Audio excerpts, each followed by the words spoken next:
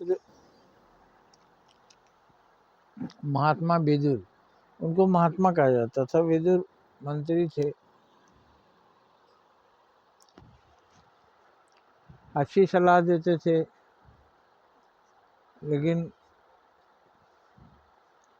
उन बहादुरों के बीच में, गर्म बुद्धि वाले के बीच में इनकी आवाज़ कम सुनी जाती थी।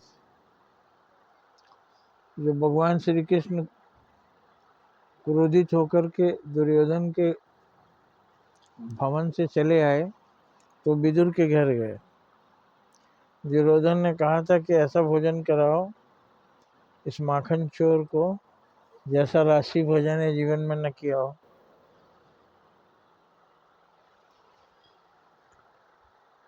हालांकि राजा के पास धन कहाँ से आता था, लूट का धन होता था। प्रजा से कर लेकर के उसका उपभोग करते थे। प्रजा भूखों मरती थी, प्रजा दुखी रहती थी, गरीबी में दिन गुजारती थी, और प्रजा का धन लूट लूट कर राजा सोने का ताज बनवाते थे, सोने के बर्तनों में खाना खाते थे, 56 भोग बनवा कर खाते थे। तो ये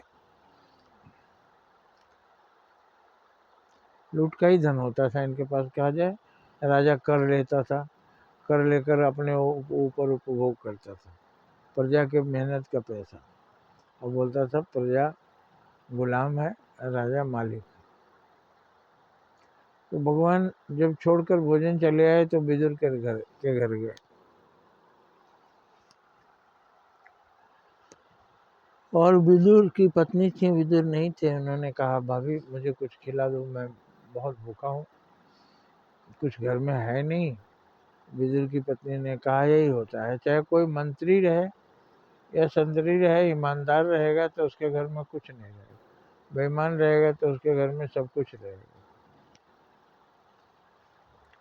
उन्होंने जल्दी से केला उठाया, खिलाने लगी, छिल छिल कर छिलका देती थी, भगवान खाते जा रहे थे, केला फेंकते जा रहे।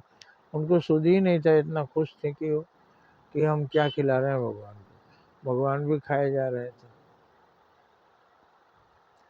तो ये है कि प्रेम में आदमी जो खाता है वो सब स्वादिष्ट हो जाता है, चाहे वो खाने की चीज़ हो, चाहे वो ना खाने की चीज़ हो।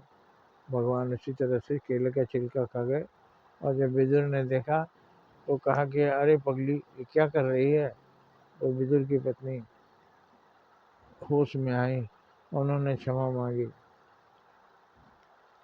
श्री कृष्ण भगवान ने कहा, मैंने क्या खाया मुझे पता ही नहीं है, बस मुझे भूख लगी थी, मैंने खा लिया और बड़ा अच्छा लगा।